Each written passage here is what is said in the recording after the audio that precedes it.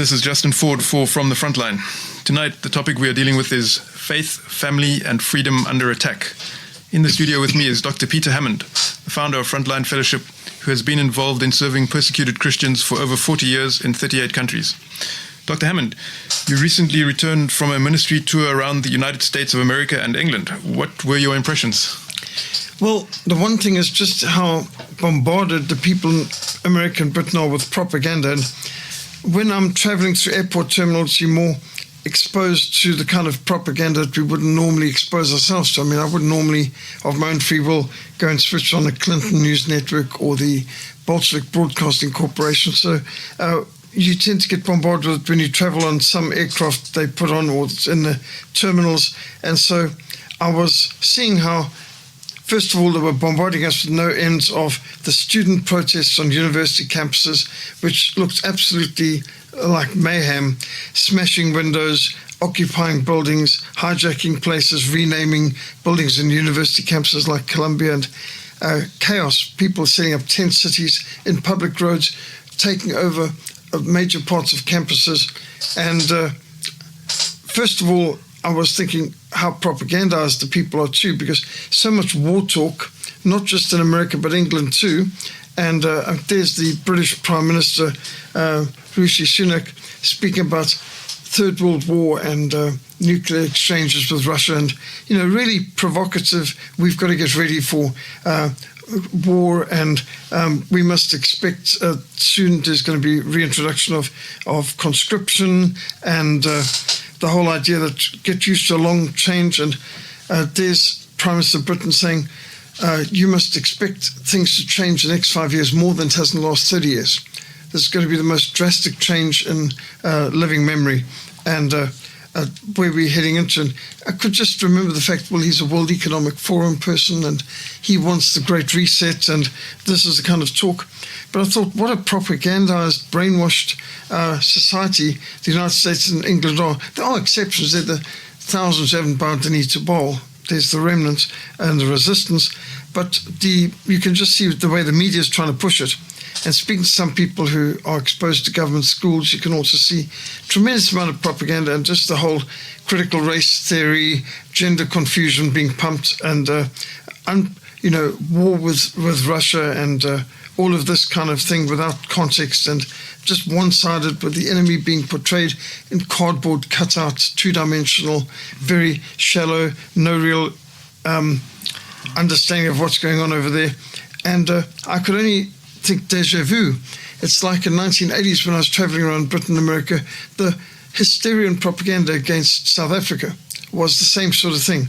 And by the way, there were also massive student protests on the campus in the 1980s, just like this, calling for disinvestment of the universities from any business that had any dealings with South Africa.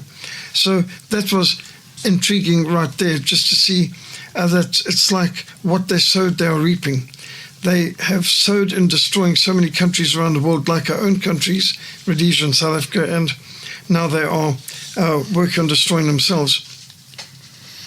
What do you think is behind the student protests on the university campuses overseas? Yeah, no, that's the question. Why are they doing this? Why are they getting so much media coverage? And why are the university authorities not dealing with them as they should deal with lawless individuals who are guilty of violence, intimidation, trespassing, damage to property, smashing doors, smashing windows, renaming buildings, obstructing free passage and activities of students, preventing many classes from taking place?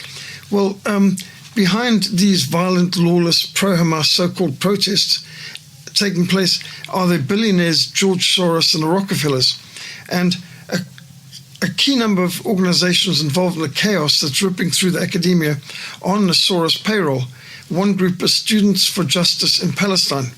Well, I don't know how many of the Students for Justice are actually students. I don't know if they understand what justice is, and I don't think they actually care about Palestine. But they were, for example, describing the October 7th terror attacks by Hamas as an historic win and something to celebrate. I mean, that was murdering of civilians and hideous behavior. And so to celebrate the September the October 7th terror attacks is shocking.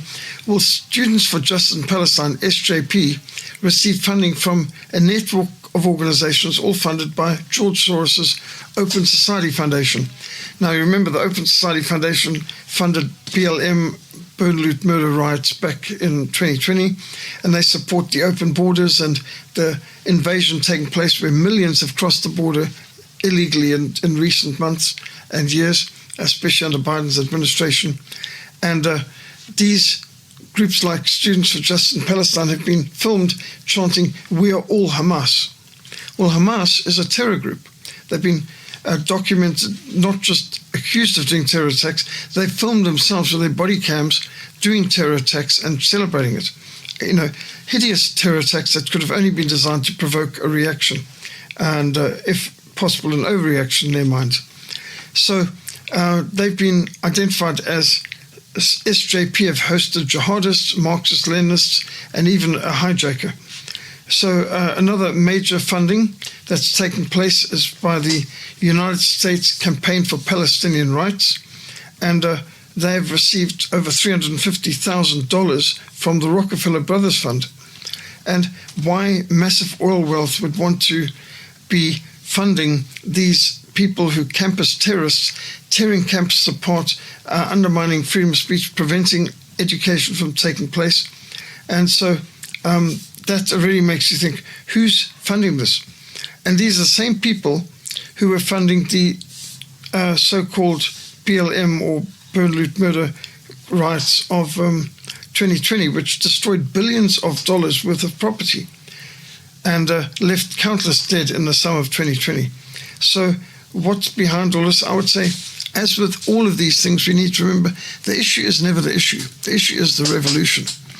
And they might be promoting sometimes feminism, which is anti-woman and doesn't help women at all. There's nothing feminine about feminism.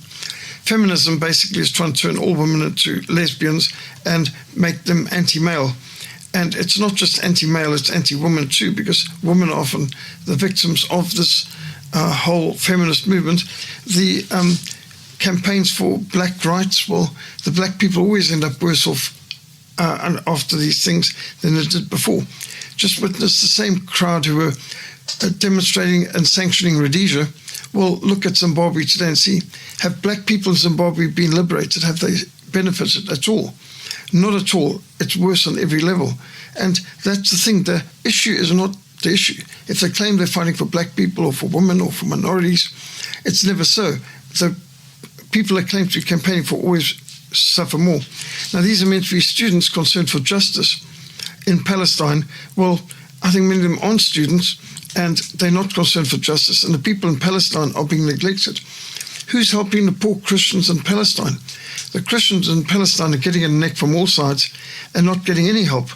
And I don't think any of these groups who are chanting for Hamas are doing anything to help the people of Palestine who are suffering horribly and caught in the crossfire of this terrible conflict and oppressed by Hamas. And so all of these groups, I say, are basically hypocritical and counterproductive. Just like the ones that claim to be campaigning for workers, they often lead to mass unemployment and things are worse for the workers afterwards. Zimbabwe being a classic example, South Africa being another classic example. Remember the whole campaign in the 1980s was no education before liberation, which Desmond Tutu campaigned for as well. And even though he sent his children to study overseas, he is saying all black children in South Africa must keep their education on hold. They burnt thousands of schools down. Schools for black children were burnt down. Teachers were terrorized. Textbooks were burned. And at the end of it, we had a lost generation of 5 million who were unemployed and unemployable because they had had this no education before liberation. Well, by the time they got their so-called liberation, they had lost their jobs, disinvestment. The very people that these revolutionaries claim to be campaigning for always suffer. Think of Vietnam, think of Soviet Union, think of Red China. In no case do the revolutionaries improve the life of the people they claim to be representing. And so you've got to look at this and think, these students for justice in Palestine on the campus of America, They are not representing the students whose studies are being disrupted. They're not representing the Palestinian Christians who are caught in a crossfire. They're not representing any of the causes of justice they claim to be. In fact, they're more advancing injustice. Just like Black Lives Matter didn't care about all black lives, they didn't care about the black lives who were being snuffed out by black gangs and violence in the ghettos. They don't care about the black babies who are being aborted at a greater rate than any other demographic in the world. A black baby who's conceived has more chance of being aborted than of being born. More aborted than even born. So it's well over 50% are aborted. And those black lives don't matter, do they? Not to the BLM, that's for sure. So every one of these groups, I say, are hypocritical and counterproductive. And so what's behind the pro-Hamas demonstrations on campus is revolution. The main goal is cancel culture, which is actually another term for cancel Christianity. They're not aiming to cancel the cultures of Hinduism or Islam. They're aiming to cancel the culture of Western Christian civilization, particularly European civilization, whether it's manifested in South Africa, Australia, New Zealand, Canada, Great Britain. But Western Christian European civilization must go. That's the monuments they're targeting, that's the culture they're destroying, and the whole goal of cancel culture is basically cancel Christianity. I believe that's what's behind it. Do you find much support for the war in Ukraine amongst Americans and the British people? No, in fact, I found most of the people apathetic, bewildered, confused, not too sure why we're there. And quite a few are beginning to see the point that the war didn't begin in 2022 when Russia invaded, but the war began in 2014 when America toppled the elected government of Ukraine and installed a puppet government, which is one of the most corrupt in Europe, and which leads Europe in terms of human trafficking and drug dealing and a whole bunch of evil things like the biological warfare laboratories of America that are on Ukraine territory. That would be illegal in America and is in fact against every kind of Geneva Convention operating around the world. So the Ukraine government is definitely not a legitimate government. The very fact that it's starting to get out that Zelensky banned every single media outlet except the government-controlled one. So there's no freedom of the press in Ukraine. And then he banned every political party except his own. So there's no political freedom in Ukraine. He cancelled the elections for this year as well. And he has banned an entire denomination, not just the Russian Orthodox Church, but the Ukrainian Orthodox Church, banned, closed. Ministers and priests locked up, nuns thrown in jail, churches barricaded, destroyed. So Ukraine is not exactly the democracy that's been lifted up to be. It's not a place of freedom for Christians. And the Christians being persecuted in Ukraine, the word's starting to get out. I think the average American and British person is slightly bewildered. Why are we there? But they know they can't say much against it or they will be treated like traitors. The U.S. Secretary of State Blinken recently declared an international day against homophobia, biphobia, interphobia, and transphobia. He also declared conversion therapy to be dangerous and discredited. What is all this about, Dr. Hammond? Well, it's basically about New World religion and anti-Christianity because conversion therapy, I think we all have benefited from conversion therapy. We all ex something and we were converted. Except you be converted, you'll all likewise perish. And they are trying to say that conversion therapy, where you take someone who's homosexual and wants freedom, and they say that's dangerous, discredited. In fact, in Britain, as of 2 years ago, it's a crime on the statute books to engage in conversion therapy. So if a homosexual person comes to you and wants to be led to Christ, and as a result, the person abandons homosexuality, even if he doesn't complain about it, you could be guilty of a crime in Great Britain today. And America would like to get to that point too, where conversion therapy is illegal. And so U.S. Secretary of State Blinken declaring an international day against homophobia, biphobia, interphobia, and transphobia. What they're basically saying is all of you straight people, you're homophobic, biphobic, interphobic, transphobic bigots. And they're wanting to get to a point where we are not allowed to have opinions different from what the states are are demanding. Of course, this is being pushed on the poor kids in schools. Primary schools and high schools, they're having the transgender LGBTQ agenda forced down their throats, and the kids are sick of it. I mean, there's a backlash coming, and a lot of the youngsters are fed up about it, and absolutely the Helen. Why are they having this shoved down their throats continually? And many people are getting sick and tired of being told to lie, to call people by a gender pronoun that they're not. Your eyes can say, this is not a woman, and I've got to call him, her, and she is not a he, but I've got to call her, him. And the kids are getting tired of it because children generally don't like hypocrisy, and they're having this forced down their throats, and they're being brainwashed and intimidated into going along with this whole charade. But what's disturbing about U.S. Secretary of State Blinken speaking about conversion therapy being dangerous and discredited is this could be an attempt to attack Christians for evangelism. And it was warned a while ago that the World Economic Forum globalists have found a stick with which they can beat the church in the West. And that is by shouting homophobia and transphobia. Basically, the LGBTQ agenda is being accepted as a state religion, and if you dare to oppose it, you're guilty of blasphemy and treason against the state and the New World Order. And so we all need conversion. We're going on one direction. We are selfish, maybe drunkards, maybe drug addicts, maybe alcoholics, adulterers, fornicators, immoral, perverts, and we need to be converted, and we do a 180-degree about turn, and we are converted. That is what the gospel is all about, a change of life. And this is what religious freedom should be about.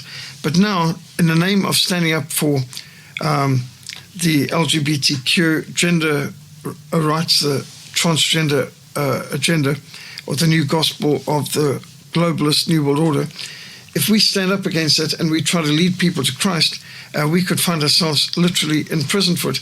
And so those people who thought, well, it would be nice to know what it was like being in a persecuted church, and these brave Christians in Russia and China who keep operating even when the government says you're not allowed to do this.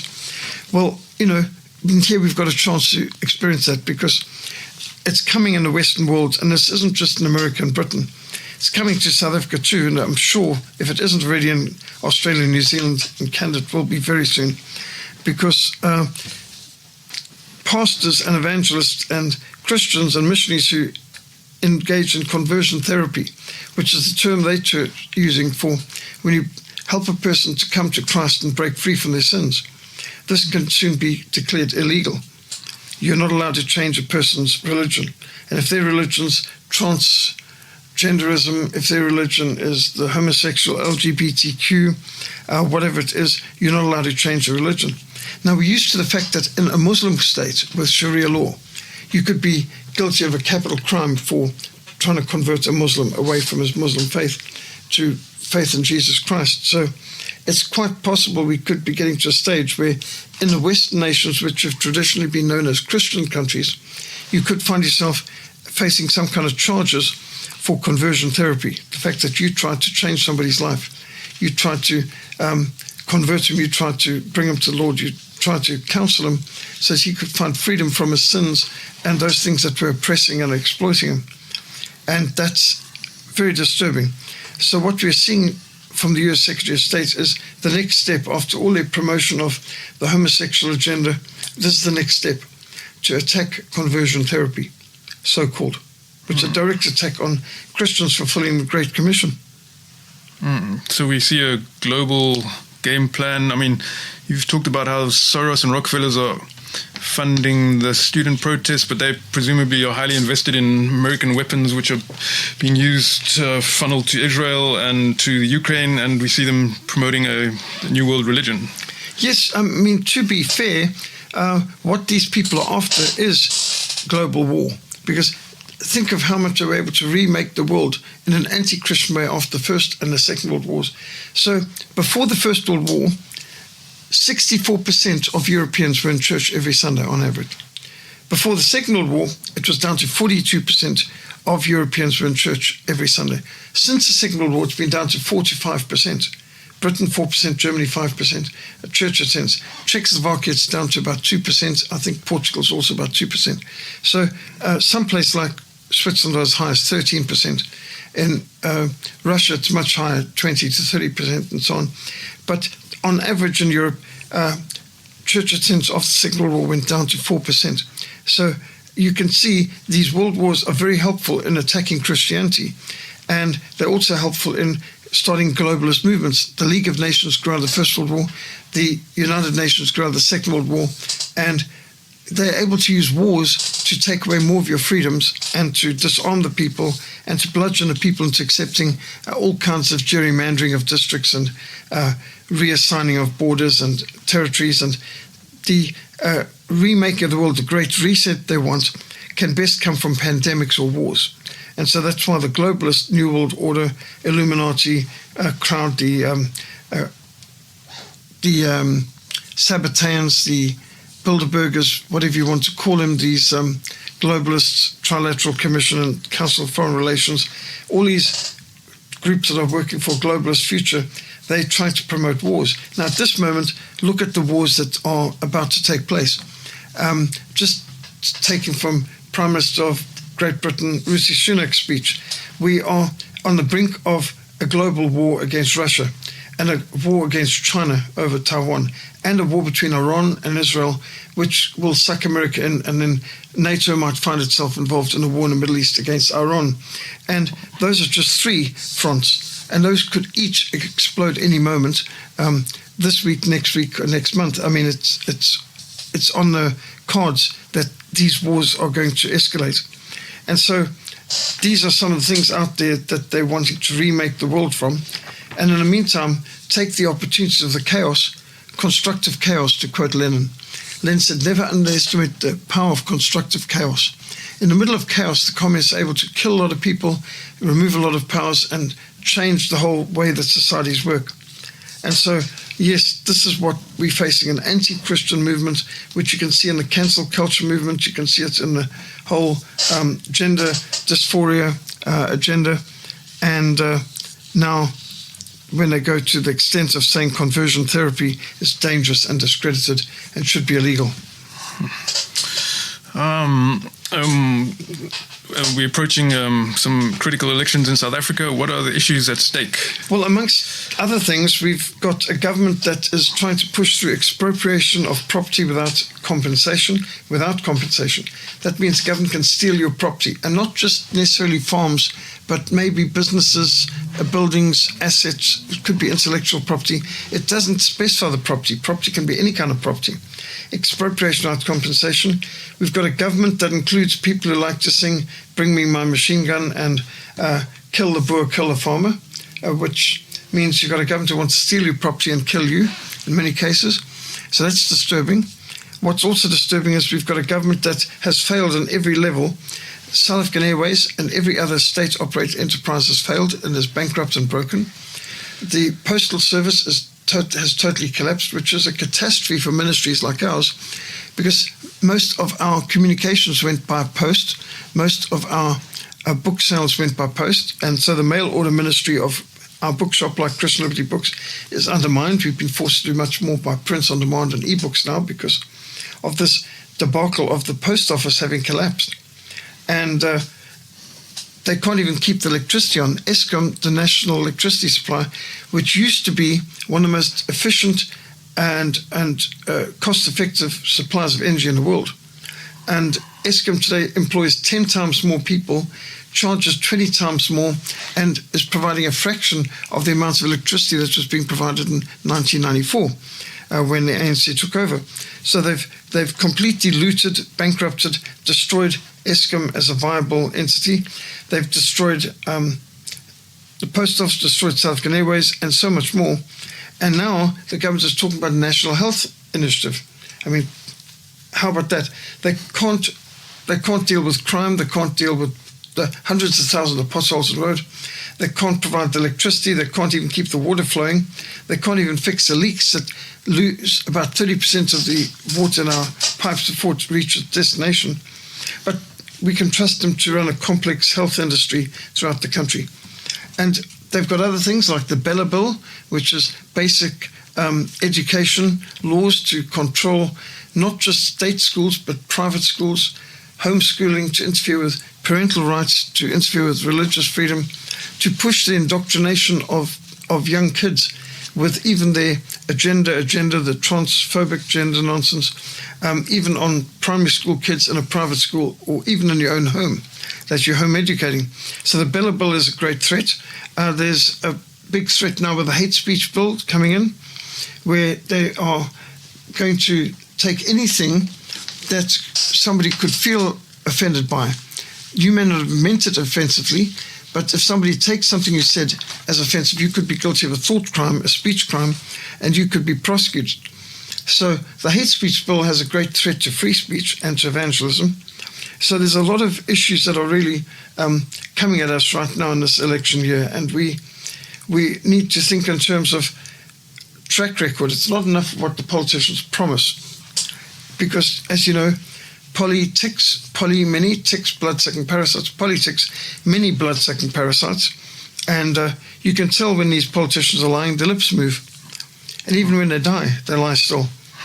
So, as has been asked, what is the difference between organised crime and the government? Well, organised crime is organised. And what's the difference between the mafia and the ANC? Well, the mafia turns a profit.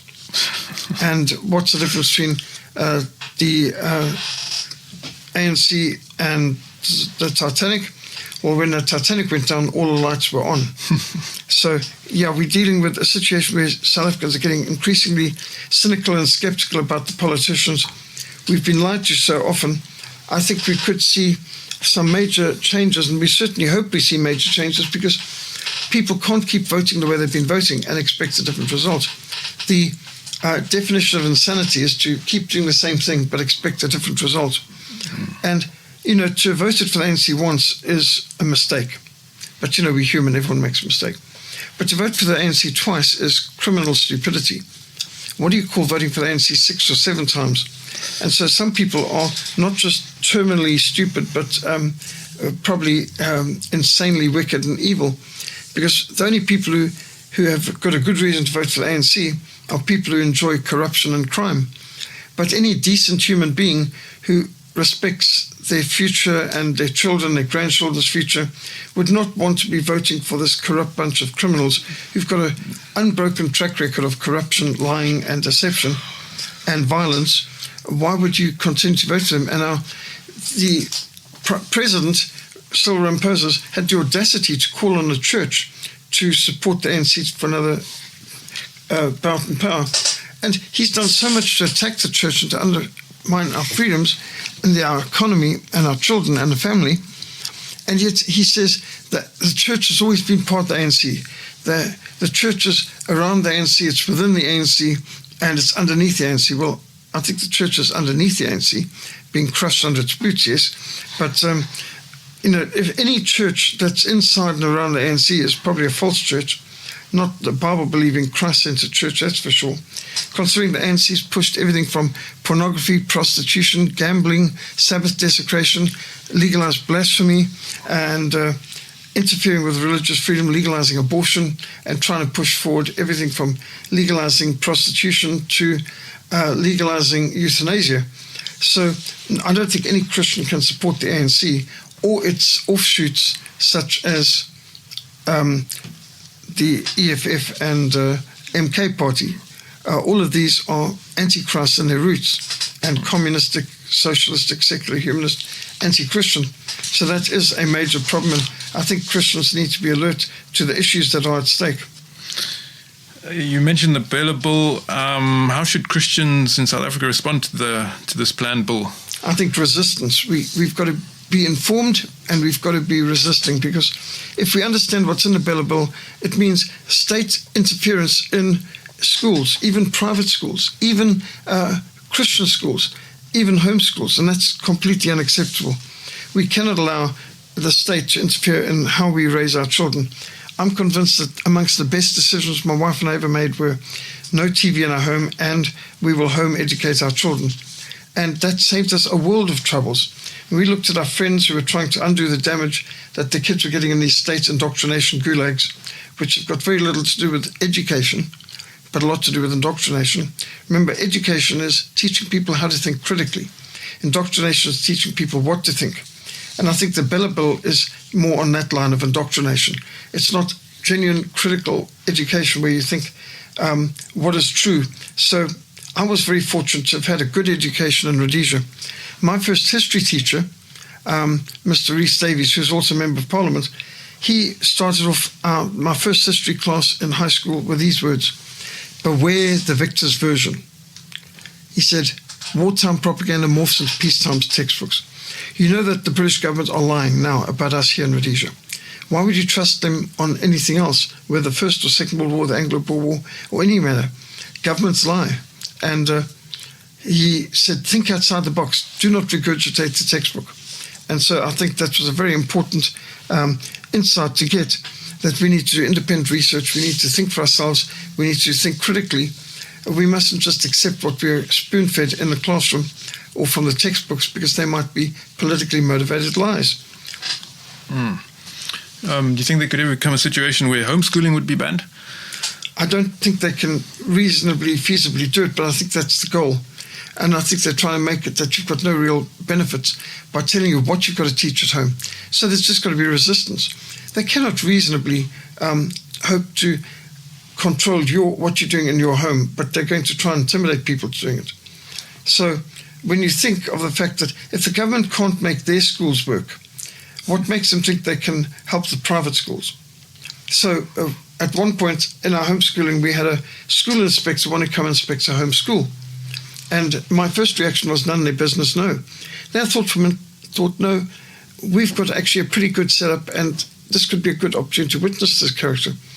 So we invited the person in. In fact, we had built a cottage at the back of our garden for my mother when my mother had lost her leg due to amputation, circulation, smoking-related issues.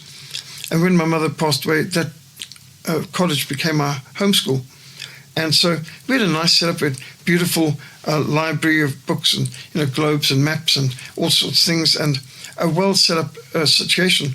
And my wife was teaching our children everything from knitting, sewing. There's a lot of practical things going on there. In our garden, we even had trampoline, jungle gym, tree house. It was just a very nice setup. And had this homeschool inspector come in, and he's looking around and he says, you've got a better library than many schools have. Now, I know that's true, having been to many of these schools. And he's looking at the assignments and the projects up on the walls and the needlework and other things our girls were busy with. And he was plainly impressed. And I asked him, so how many government schools would adhere to the standards that you're requiring of the private schools and the home schools? He said, none of them. He said, about 85% of our schools are dysfunctional. And he said, but I'm not allowed to investigate them. I'm only allowed to investigate private schools and home schools. And my next question was, so do you send your children to a state school? And he looked at me like, oh, you're out of your mind. Of course not. I mean, what school inspector would ever send his kids to government school? And thought that was interesting. But interesting, the state schools were not being investigated by inspectors because they couldn't pass. None of them could pass. In fact, there were whole provinces like Limpopo province where at the end of the year, not one school textbook had been delivered in a whole year. And the school year was over and they still didn't have the school textbooks, which I don't know if that's a tragedy or if that's good, because what's in the textbooks? Maybe it was a blessing they didn't arrive. But just think of these people coming along to tell you how to operate your home school. And I know many Christian schools of missions around the country I've been to, and they had so much they had to pay to get registered, and they had to pay for the inspector to come and investigate them, which they didn't want anyway. And then, the inspector comes and he walks around and he counts how many children, he counts how many desks, how many chairs, how many lavatories, what facilities are, and so on. And but there's no government school that adheres to these standards. And they were shoving 70, 80 kids in a single classroom in a government school. And many of them didn't even have a classroom. Many of the classrooms had holes in the roofs, and the kids are sitting in a classroom with umbrellas because the rain's coming straight down in the classroom. You won't believe the mess in the government schools. Pit latrines, they don't even have plumbing. And then they're daring to intimidate the Christians. You've got to have more of this and more of that, and you don't have enough of these facilities. And but none of the schools could adhere to it. So when you look at the Bella Bill is hypocritical. It's also unenforceable. I'm pretty sure it's unconstitutional too, and I'm sure that these bills will probably be defeated on appeal once it goes to the High Court. But nevertheless, in the meantime, we should respond with resistance. We should not cooperate in something so obviously hypocritical and counterproductive to the welfare of our own children. Nobody cares for your children more than the parents do. To say that the government loves your children more than you do and knows what's best for them is ridiculous. Let them sort out their own schools before they try and interfere with private schools. In fact, what I'd like to see is, how about a law that requires the Minister of Education to send his children to government schools? How about all ministers in government and all the members of parliament must send their children to a government school? Now that I'd like to see. But the school inspectors know better than to send their children to government school. I even know teachers in state schools whose children go to a private school. They don't. If you don't believe in your own product, then you shouldn't force it on others. Yeah, that's telling. You already mentioned the National Health Insurance NHI bill. Is there anything else you'd like to say about that? Yes, certainly. National Health Insurance, or NHI, is unimplementable, unworkable, unfundable, probably unconstitutional too. It'll obviously be a failure, like every other state-operated enterprise, because this cancer government, and notice the middle letters of cancer is ANC, and so I've got the practice of writing about this government with small c, capital ANC, and small ER. I've been doing that for a long time, and many others have picked up on that because they are a cancer. A cancer is a cell that doesn't contribute to the health of the body, but just breaks down the health of the whole body. And the ANC has broken down, looted, and bankrupted every single state-operated enterprise they've got their fingers on. South African Airways, South African Postal Service, Eskom, and doubtless they will do the same with National Health. Now, the first thing that I think about National Health Insurance is, wait a minute, this is a government that can't deal with crime or keep the lights on. What makes us think they can handle a complex requirements of health industry? But there's other things to bring in here. The people in the United Kingdom of Great Britain and Canada have had national health insurance for years.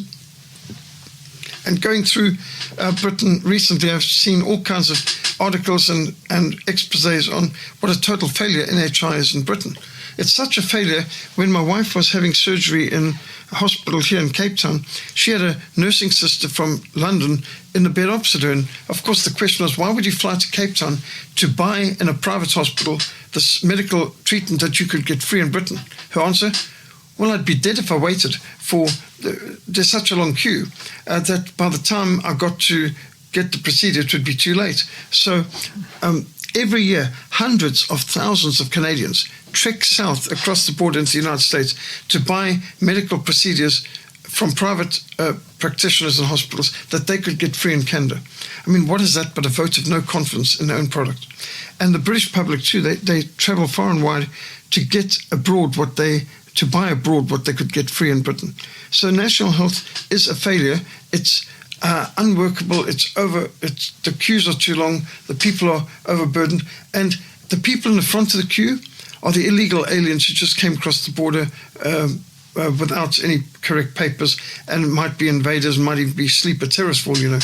They get better treatment and more treatment than the British people who've been paying the taxes and who've been even veterans who fought in the British Army are not treated as well as these illegals and criminals who've come across the border to invade Britain. And so NHI will just be another opportunity for the South African ANC cadres to enrich themselves at the expense of the general public and the long-suffering taxpayers of South Africa. It's extremely expensive and unworkable. What I'd like to see instead of the National Health Initiative is, how about a law requiring every government agent, meaning every member of parliament, every one of the civil servants, have to use the state hospitals? Because you know that they don't. The Minister of Health doesn't send his family to a state hospital. Now, if they had to, by law, they would make sure they are better run. But if you go back to the old South Africa, when P.W. Botha was sick or needed some medical care, he went to one military hospital in Pretoria or two military hospitals in Wynberg in Cape Town. So the president of South Africa was happy enough to go to a state hospital a military hospital no less. I doubt that there's one cabinet minister in South Africa today who would go to 1 mil or 2 mil, which are lower than the normal standards of hospitals these days. And we know that when Robert Mugabe was sick, he went to Singapore, a private hospital there. He never went to the Zimbabwe hospitals. He might sometimes have come across the border to South Africa to go to a private clinic in Rosebank, but he would not attend, or Sandton, but he wouldn't go to any hospital in Zimbabwe. And to me, that's the problem. If these government ministers don't believe in their own product, they mustn't force it on the rest of us. So that's what I would like to see. Legislation requiring the Minister of Health and all cabinet ministers and members of parliament to use the government hospitals. Yeah, I mean, I wonder if this is just part of the constructive chaos, or if they're trying to just need to increase, keep the gravy train going, keep the coffers filled for them to steal from, or... Well, it's definitely a new cookie jar for them to loot from. Yeah. But bear in mind, this is quite disastrous. There's a lot of health professionals preparing to immigrate from South Africa now, and that's sad. What do the health professionals know that we don't know? Why are they... and this is even newspaper headlines, that we've got a lot of health professionals preparing to immigrate ahead of the NHI bill coming into South Africa.